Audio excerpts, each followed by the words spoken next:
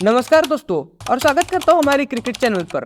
दोस्तों आज की वीडियो में हम देखेंगे 2023 का मुकाबला नंबर 17वां यानी चेन्नई सुपर किंग्स बनाम राजस्थान रॉयल्स का महामुकाबला। तो फिर दोस्तों अगर चैनल पर नए तो फिर चैनल को सब्सक्राइब करना ना भूले। तो फिर चलते सीधे वीडियो की टॉपिक की ओर। दोस्तों यहाँ पर टॉस पहले चेन्नई ने जीतकर पहले फील्डिंग करना पसंद किया। तभी दोस्तों यहाँ पर राजस्थान के दो तगड़े ओपनर यानी यशस्वी जायसवाल और जॉस बटलर ग्राउंड पर आते हैं। लेकिन दोस्तों अपनी टीम को एक अच्छी स्टार्ट देने के चक्कर में जायसवाल अपने दूसरे ओवर में विकेट गंवा देते हैं। अब दोस्तों बल्लेबाजी करने के लिए आते हैं देवदत्त पडिक्कल। लेकिन दोस्तों यहाँ पर दोनों ही प्लेयर्स ने संभाल कर बैटिंग की और आरआर का पावर प्ले के बाद स्कोर था 50 पर 1 विकेट था।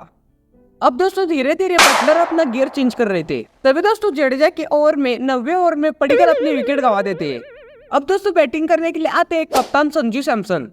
लेकिन दोस्तों जडेजा ने उसी ओवर में कप्तान को भी क्लीन बोल्ड कर दिया।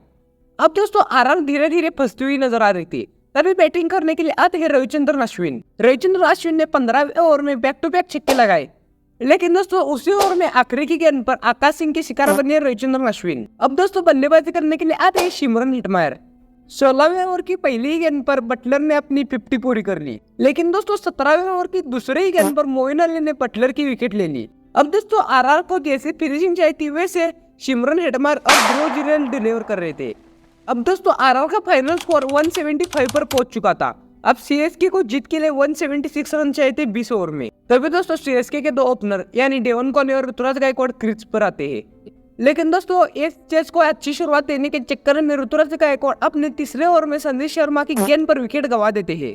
अब दोस्तों बैटिंग करने के लिए आते हैं अजिंक्य रहाणे। अब दोस्तों डेवन कॉने और अजिंक्य रहाणे संभालते हुए पावर प्ले में सीएसके का स्कोर था 45 पर 1 विकेट के नुकसान पर था। अब दोस्तों अजिंक्य रहाणे धीरे धीरे गियर चेंज कर रहे थे। तभी दोस्तों 10वें ओवर में रविचंद्रन अश्विन ने एलबीडब्ल्यू से अजिंक्य रहाणे को बाहर कर दिया। अब दोस्तों बल्लेबाजी करने के लिए आते शिवम दुबे। लेकिन शिवम दुबे भी कुछ दे नहीं सके क्योंकि शिवम दुबे भी रविचंद्रन अश्विन के शिकार बने एलबीडब्ल्यू से। दुबे ने मात्र 9 गेंदों पर सिर्फ 8 रन बनाकर बाहर जा रहे थे। अब दोस्तों बल्लेबाजी करने के लिए आते हैं मोइन अली। लेकिन दोस्तों जैसे ही रिक्वायर्ड रन रेट बढ़ रहा था यहाँ पर प्रेशर भी बढ़ रहा था।